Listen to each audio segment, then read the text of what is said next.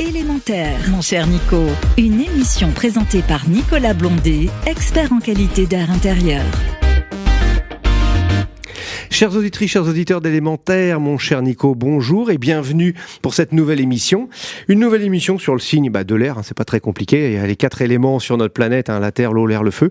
Là, on s'astreint ici sur l'émission à l'air, mais on sait très bien que tous les éléments aussi ont une implication. Sur l'émission précédente, on parlait de la terre avec le cadmium qu'on retrouve dedans, qu'on va ingérer et qui va avoir des effets sur notre santé.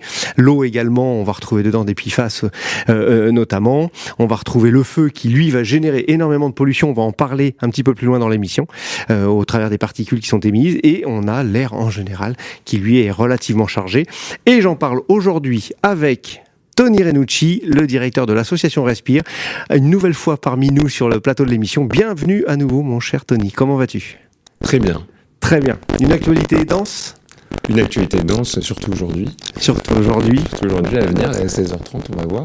Ah, et puis il y a toujours des sujets sur la qualité de l'air. Oui, et puis il y a aussi des combats qui se renforcent, puisqu'à un moment donné, des avancées, on voit des reculs qui sont souhaités, qui sont faits, et on s'aperçoit au travers d'études dont tu vas nous parler, justement que ces avancées finalement étaient profitable et qu'il vaudrait mieux pas repartir en arrière. Par contre, c'est peut-être une histoire aussi de, comment dirais-je, d'éducation ou de présentation pour l'acceptation. C'est souvent ça, c'est le discours qui il faut éviter de cristalliser, mais essayer de pas culpabiliser pour le faire avancer. Alors, aujourd'hui, dans l'actualité, mon cher Tony, moi j'ai retenu cela, un petit clin d'œil à Pierre Souvet qui était là sur l'émission précédente, à Marseille. Depuis le week-end dernier, des bateaux de croisière, des gros bateaux de croisière qui portent entre 5000 à 3000 passagers, ne se laissent plus tourner les moteurs au port, mais sont branchés directement sur le réseau électrique. On peut considérer ça comme une avancée, une belle actualité. Alors, on n'oublie pas quand même qu'un bateau, 2-3 000 personnes, ça pollue comme s'il y en avait 16 000. Donc il y a à un moment donné, il faut pas, on fait mieux, mais il y a encore beaucoup à faire quand on prend cela en compte. Au niveau justement de ces actions dans les ports, je sais que l'association Respire est aussi très active sur le sujet. Quelques mots là-dessus, mon cher Tony. Déjà, il faut se féliciter quand même de cette initiative, et il faut reconnaître aussi que, en tout cas au port de Marseille, ça avance plutôt dans la bonne direction sur ce sujet. Et c'est vrai que la pollution avec les bateaux, il y a le sujet de l'accostage, du démarrage aussi quand ils s'en vont, avec tout ce que ça peut avoir comme rejet polluant, donc particules fines, dioxyde de soufre, gaz en tout genre. Et puis, il y a aussi quand même le sujet des escales. Et aujourd'hui, ce qu'il faut se demander sur certains territoires, ça peut être à Marseille comme dans d'autres, je pense notamment à la Corse, on a travaillé sur la Corse, c'est est-ce qu'il faudrait pas des quotas d'escale pour aussi réduire cette pollution qui, derrière, s'avère aussi très dangereuse quand même pour les riverains de ces zones portuaires. Il y avait eu un premier, si ma mémoire est bonne, il y avait eu un premier travail là-dessus où je crois Bordeaux avait réduit le nombre de bateaux. Oui, exactement. C'est vrai, Bordeaux, il y a eu un travail de fait sur le nombre d'escales. Je crois aussi qu'à Nice, il me semble qu'il y avait eu des initiatives. Et puis, il y a l'électrification des quais, alors sur laquelle on avance à Marseille, c'est quand même plus compliqué sur d'autres territoires. Je pense encore une fois à la Corse, où là, on voyait bien qu'on était encore très loin du compte, et nous, c'était le sujet qu'on avait suivi. Donc, espérons que ça sera une initiative qui permettra de se répliquer, de se répandre aussi à d'autres territoires. Peut-être que le problématique de la Corse, c'est que le bateau étant autonome quand les moteurs marchent, peut-être que l'alimentation électrique serait pas suffisante. Mais ça on peut pas savoir s'ils n'ont même pas essayé. Voilà, c'est ça. Mais il y a peut-être des éléments techniques qui, pour l'instant, ne sont pas possibles. Bon, on va surveiller ça. Il y avait aussi une question de volonté politique, parce qu'il y a une forte dépendance aussi du tourisme dans l'économie corse. Donc, il y avait aussi tout un jeu d'acteurs entre la chambre de commerce, les élus, et puis les associations qui se battent sur le terrain. Je pense notamment aux gardes, qui étaient très actifs sur ce sujet. Alors, en ce qui concerne justement ces bateaux, et puis cette actualité qui est intéressante, au regard de, on le voit bien, le vent venant de la mer, il pousse tout dans la ville de Marseille. On a aussi ce qui se passe dans nos villes. Et dans nos villes, les actualités récentes, c'est les ZFE. Ces ZFE ont été réduites, souhaitées carrément abrogées pour beaucoup. On voit bien les tendances également. Mais qu'est-ce qu'on peut en dire du bénéfice qu'elles ont apporté ? Parce que c'est surtout ce côté-là qu'il faut regarder. Oui. Ce que j'aimerais rappeler, c'est que les ZFE sont une mesure de santé publique. Et c'est comme ça que ça a été pensé. C'est comment est-ce qu'on réduit l'exposition de la population dans les grandes agglomérations et leur exposition à un gaz très irritant pour les voies respiratoires qui est le dioxyde d'azote. et dans une moindre mesure aussi les particules fines. Mais attention, parce que l'argument est souvent un peu avancé à tort par les journalistes, alors même que les ZFE visent en priorité le trafic routier et en priorité le dioxyde d'azote. Parce que c'est très irritant pour les voies respiratoires, très dangereux également pour les enfants et les personnes, plus fragiles. Et il y a des bénéfices à cette mesure. On le voit à l'étranger, ça se fait dans de nombreuses villes européennes, internationales. On a des exemples au Japon, en Allemagne. Là encore, il y a eu une étude qui montrait que ça avait réduit la pollution à Barcelone. Le cas de Londres est quand même aussi très impactant, où on voit que dans le centre de Londres, les concentrations de dioxyde d'azote ont été réduites de plus de 50%. Donc c'est quand même considérable. Et d'ailleurs, ils sont maintenant dans les clous par rapport à la réglementation actuelle, quand on sait quand même d'où ils viennent. Donc c'est une mesure qui est bénéfique, à la fois pour respecter les seuils et pour la santé publique. Et aujourd'hui, le contexte, c'est surtout qu'elles sont en passe d'être supprimées sans alternative. Moi, je ne nie pas qu'il y ait des difficultés d'application de la ZFE, mais on peut pas supprimer sans proposer d'alternative. Sinon, on nie complètement la santé publique et on donne aussi un permis pour s'empoisonner. Et cet empoisonnement, en termes de coût de traitement sur la santé, va nous coûter des fortunes. Mais bien sûr. Donc, c'est énorme. Il y a plusieurs chiffrages. C'est multifactoriel. Alors, Santé publique France parle de 16 milliards d'euros parce qu'ils sont que sur 8 maladies. Enfin, c'est quand même déjà énorme. Il y a le rapport sénatorial qui part de 100 milliards d'euros. Enfin, on a plusieurs chiffrages qui se comptent en milliards. Peu importe, finalement, le montant. C'est déjà beaucoup trop. Et parce que il y a des frais de santé, parce qu'il y a aussi une perte de bien-être et puis une perte de productivité aussi pour la société.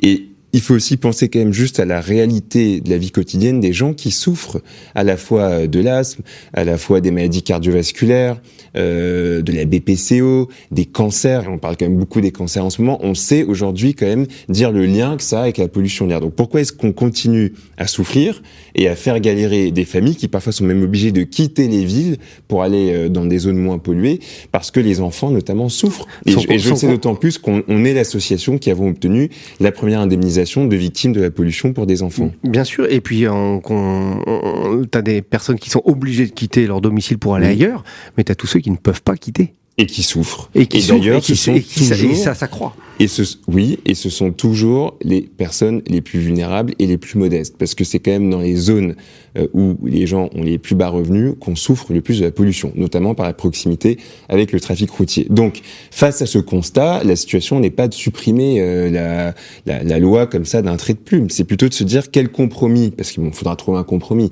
quel compromis il faut trouver pour avancer, pour être dans les clous au niveau de la directive européenne, protéger la santé des Français et en même temps entendre aussi les critiques qui disent aujourd'hui on peut pas l'appliquer en l'état parce que c'est compliqué pour diverses raisons. Et nous on a fait des propositions.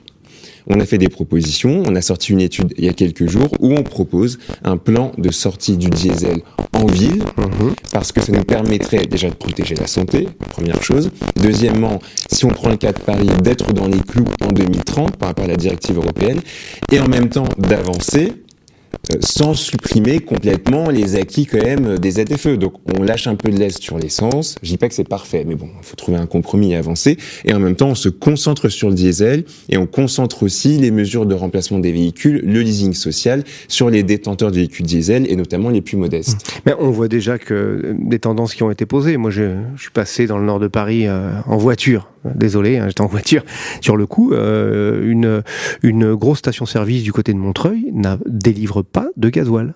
Oui, c'est vrai, quelques-unes où on n'en trouve pas. Port d'Italie aussi, je crois, il n'y en a pas du tout. Et en fait, il y a aussi cette... est-ce que c'est par les pétroliers ou est-ce que c'est par justement cette tendance générale qui avait été portée au regard des ZFE qu'on avait pas anticipé, mais s'être mis au joint de ce qu'il fallait faire?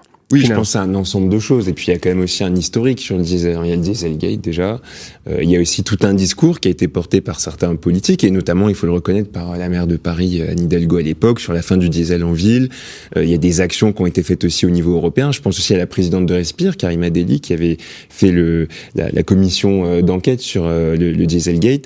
Donc voilà, il y a eu un ensemble d'actions qui sont mises en place, mais on a un petit peu oublié ça. Aujourd'hui, on sent bien qu'on n'arrive pas à appliquer les ZFE tels quels. Bon, mais très bien, prenons-en acte, mais continuons à avancer, à trouver un compromis, et on a présenté ce plan d'action au ministre de la Transition écologique, Monsieur Lefebvre, qui était plutôt intéressé et qui avait dit on va voir aussi avec les services comment est-ce qu'on peut analyser cela. Mais bon, finalement, le gouvernement fait le choix de porter un amendement à leur propre texte qui consiste à rendre les ZFE optionnels. Mais c'est complètement... La santé est une option. Mais c'est complètement inutile. Ça veut dire que des collectivités qui seraient polluées, qui souffriraient de la pollution, auraient le choix d'appliquer ou non les ZFE. Alors, autant je pourrais entendre que sur celles qui sont en dessous des seuils, on laisse un peu de flexibilité, même si on sait que c'est pas optimal pour la santé. Mais alors, celles qui sont polluées, ça veut dire que Paris pourrait décider, alors heureusement c'est pas le cas je pense des gouvernants de Paris, mais Paris pourrait décider avec cet amendement de ne pas appliquer les ZFE, alors même qu'on sait que c'est la métropole la plus polluée sur le dioxyde d'azote. En fait c'est un regard à court terme finalement ces genres de positions, puisqu'on sait très bien qu'on a vu des années d'amélioration. Parce qu'on a des niveaux de pollution qui tombent de 27% à des endroits, donc c'est pas anodin. Et même plus. Et là, moi j'ai même vu des abaissements à partir du moment où le trait est un petit peu au bord de la 86. On avait des abaissements de quasiment par 6. Sur du dioxyde d'azote, j'entends bien. Mais par contre, ça veut dire que on a fait des améliorations. On veut couper ça.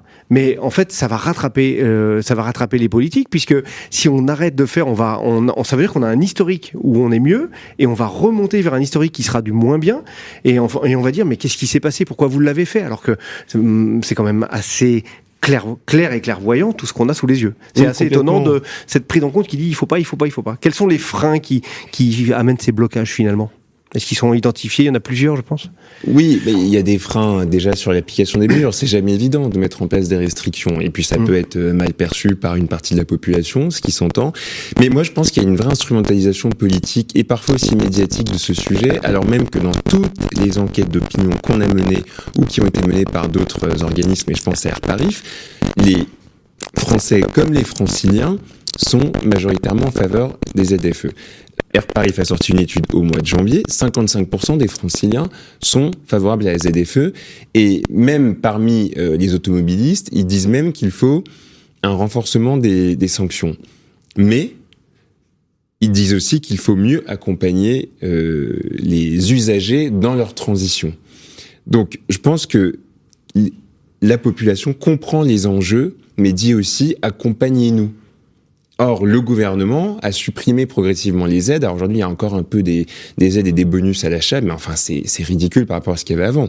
Il fut une époque où on pouvait cumuler jusqu'à 22 000 euros pour l'achat d'un véhicule électrique. Aujourd'hui, c'est un peu plus de 5 000 euros, et puis après, il y a des systèmes de surprime, je crois, si la batterie est faite en Europe ou en France. Donc ça doit être dans les 7 000 et quelques pour les ménages les plus modestes. Mais enfin, ça reste beaucoup trop bas. C'est 3 fois moins qu'avant. Oui, et c'est beaucoup trop bas par rapport au prix d'achat d'un véhicule électrique. Donc s'il n'y a pas d'accompagnement, s'il n'y a pas de mesures ciblées comme ce qu'on propose, mais effectivement, on n'y arrivera pas. Et ça peut se comprendre. Et on voit en Allemagne notamment des relances des moteurs thermiques à partir de 2035, et de ne pas vouloir avoir cette borne qui dira qu'il n'y aura plus de moteurs thermiques en 2035. Oui, mais là aussi, c'est parce qu'il y a une espèce d'hésitation des gouvernants. Il y a quand même une réglementation européenne, enfin, en tout cas, il y avait une initiative européenne qui devait nous amener à interdire la vente de véhicules thermiques à partir de 2035, 9. Et on est en train de reculer, et la France participe à ce recul. D'ailleurs, on va faire, nous, une étude d'impact sur ça. Quel sera l'impact sur les émissions de polluants, et également sur les maladies et sur le coût économique si on arrive à avoir tous les critères. Donc on va travailler aussi là-dessus, ce sera l'objet d'une prochaine interview, parce que je pense qu'on manque de données et d'études d'impact. En ce qui concerne ces études d'impact, on vient de parler des véhicules, et outre les émissions de polluants qu'on va trouver par le brûlage du carburant, finalement, enfin par la combustion du carburant, on a aussi les brûlages qui sont liés au mode de chauffage. Oui. Au mode de chauffage, on a les poêles à granulés, les poêles à bois, ça on le sait, on le sait tous. On a vu un engouement pour ces types de chauffage parce que le coût finalement de la matière à brûler était moins important, et justement ces poêles à bois, on voit de nombreuses études qui sortent avec le poids de l'impact, le poids sur je dirais notre santé. Qu'en est-il justement de ces poêles à bois, et qu'est-ce qui se dessine, parce qu'on sent bien qu'il y a quand même une volonté que ce soit réduit. Volonté que ça soit réduit en les remplaçant par des poêles plus récents, oui. Mais nous, on est en train de faire une étude en ce moment de mesures de pollution en conditions réelles dans plus de 50 foyers en France, avec une diversité de moyens de chauffage, donc principalement au bois, soit les vieux poêles à bois ou les vieilles cheminées aussi à foyer ouvert, soit avec insert, soit les poêles plus récents, notamment les labellisés Flamme Verte. Et là, on regarde tout ce qui est émissions de particules fines et également de particules un peu plus fines aussi, donc les PM1 par exemple, et également le black carbone. Je pourrais encore dévoiler ça à une prochaine interview, mais ce qu'on voit quand même, c'est que sur le temps de chauffe, on a effectivement, sur les poêles les plus anciens, beaucoup plus d'émissions de particules fines, donc ça se vérifie. On a toujours des émissions sur les poêles récents, c'est pas non plus zéro pollution, mais c'est vrai que sur les particules fines, on a des émissions qui sont un peu moins élevées. Et en même temps, on voit aussi que sur des particules plus fines, on en voit plus. Alors après, la question, c'est quelle est la toxicité, notamment on voit des niveaux de black carbone qui sont différents. Bon, on est en train d'analyser tout ça. Ultra fine, déjà, quand on est sur les PM1, contrairement aux 2,5 qu'on rencontre la plupart du temps sur ces brûlages, voire les 5, le 1, on sait que ça rentre dans le sang. Oui, donc ça va assez loin dans notre corps. Moi, j'avais une petite question, Tony. Au regard de ces mesures qui sont faites des particules fines, c'est des mesures qui sont faites autant dans le logement qu'à l'extérieur, en émission ? On a 5 points de mesure par foyer. On en a 4 en extérieur, donc autour du logement, et 1 en intérieur dans la salle où on utilise le chauffage. Et l'extérieur, c'est un périmètre qui est plutôt éloigné de la maison, Non, c'est à proximité. Oui, parce que moi je dans le jardin, au bord des fenêtres, des choses comme ça. D'accord, parce que moi je me souviens d'une personne qui n'avait pas de chauffage au bois chez lui, mais qui était malade du chauffage au bois des maisons autour. Oui, bien sûr, mais c'est des cas qu'on voit souvent. Et ça rentrait, et justement la ventilation sur le sujet qui faisait une extraction qu'on connaît et qui n'avait pas de filtration à l'entrée de l'air, en fait, c'était assez édifiant qu'en très peu de temps, les rideaux, les voilages étaient complètement noirs au droit de l'entrée d'air. Complètement.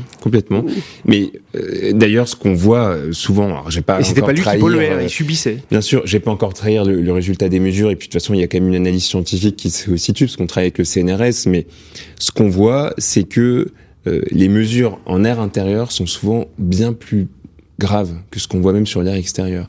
Et ça, je suis même pas sûr que la population soit très au courant de ça. Et même sur des poêles plus récents, il y a toujours de la pollution. C'est-à-dire même quand on dit la combustion est complète. Déjà, il faut qu'elle le soit, mais l'étanchéité, elle est pas non plus si évidente que ça.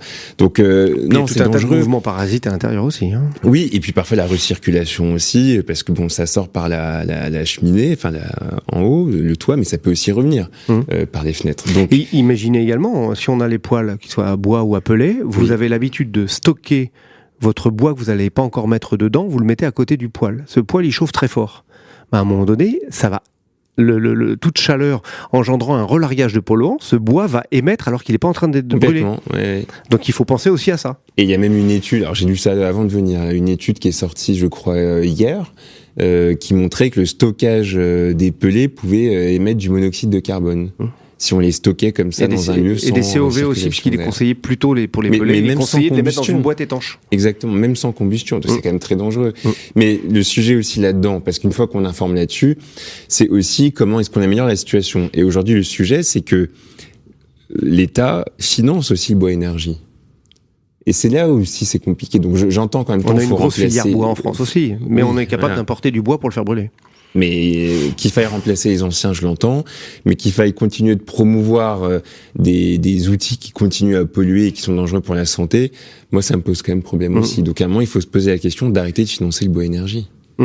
C'est pas faux, surtout que si on réfléchit bien, on va quand même avoir des hivers un peu moins rudes au global, même si on a des pics qui descendent. Notre besoin de chauffage à l'intérieur des logements est aussi à réimaginer, puisque une bonne isolation du logement contribue à diminuer aussi le besoin énergétique. Et puis le Premier ministre a annoncé le doublement du budget pour l'électrification des usages. Mais très bien, électrifions les chauffages. Électrifions avec les bons usages et les bonnes machines, et ne faisons pas un focus pour oublier ce qui se passe aussi autour, et surtout ne pas oublier qu'on a besoin aussi de renouvellement d'air au titre de ce qu'on a chauffé à l'intérieur. Pour terminer l'émission, mon cher Tony, on a parlé des poêles à bois, des bateaux, de ce qui est à l'extérieur. On a aussi, moi j'avais envie de faire ce petit focus là sur les brûlages extérieurs, puisque on continue c'est dans les campagnes, parce qu'on dit que c'est pas pollué dans les campagnes, mais effectivement si, pas l'oublier, il n'y a pas que les pesticides auxquels on a en première imagination, première pensée plutôt. outre le fait que ça coûte 450 € d'amende si on fait un brûlage un petit peu sauvage comme ça, mais en fin de compte, on a toujours cette grande habitude de brûler, et on voit également que les accès pour beaucoup sur les déchets verts aux déchetteries sont pas forcément très simples. Personnellement, j'habite une commune où il faut faire quasiment 12 km pour aller à la déchetterie pour poser ses déchets verts, et j'avoue qu'autour, beaucoup se disent pour déchets verts, je préfère les brûler que de les emmener. Et là aussi, je pense qu'il y a une progression à amener et à faire prendre conscience finalement. Parce que ça déjà les brûlages à l'air libre sont interdits. Ben oui, ils sont interdits, mais... Et ça n'est pas respecté parce qu'il y a pas de contrôle, les amendes, tu les cites, mais en fait, elles sont, je pense, jamais ou très rarement appliquées. Généralement, le premier qui fait la police sur la commune, c'est le maire. Donc, va-t-il dire à tous ces... Souvent, ils sont même pas forcément au courant de toutes ces réglementations. Ou alors, après, ils veulent pas les appliquer. Ouais. Mais c'est aussi au niveau préfectoral que ça pêche, parce que finalement, les contrôles doivent aussi venir au niveau préfectoral par rapport à l'action des mairies là-dessus. Et puis surtout, je pense que la première chose à dire aux gens qui font ça, c'est qu'ils se polluent eux-mêmes. Et ça, je pense qu'ils sont pas au courant. Et puis ils polluent bien sûr tout le voisinage. Mais c'est déjà très dangereux parce qu'en plus on brûle n'importe quoi. Donc on émet plein de cochonneries. Oui, et qui stagne, parce qu'en plus, quand on fait ces brûlages l'hiver, quand on a tendance à le faire après avoir fait du nettoyage, en fait, toutes ces particules restent au niveau du sol. Oui. On n'oublie pas les particules fines, le maximum de concentration, c'est l'équivalent du rez-de-chaussée au 4e étage. Quand on est au 5e, c'est déjà un peu mieux, mais au 5e, on est déjà quasiment à 20 mètres de haut. Donc il faut penser que tout ça stagne, et toutes les maisons dans ces villages font 1 niveau, 2 niveaux, 3 niveaux à peu près. Donc ça veut dire qu'on est dans un nuage. S'il y a un peu de brûlage, s'il y a beaucoup de poils autour, évidemment qu'on va se retrouver dans un univers qui va pas être agréable. Et personnellement, pour l'avoir vécu, moi d'avoir fait une très grosse crise respiratoire, d'un jour où il y a eu ça remonte au début de la guerre en Ukraine. Le gaz, tout le monde avait arrêté, tout le monde repartait sur du bois, faisait brûler ses cheminées, etc. Moi, j'ai fait ma plus grosse crise de respiratoire à ce moment-là, parce que c'était à outrance. Donc, attention à tout ça aussi. Et c'est le risque que ça revienne là. Voilà, puisqu'on est dans une situation qui est presque similaire. On va y faire attention. Le gaz.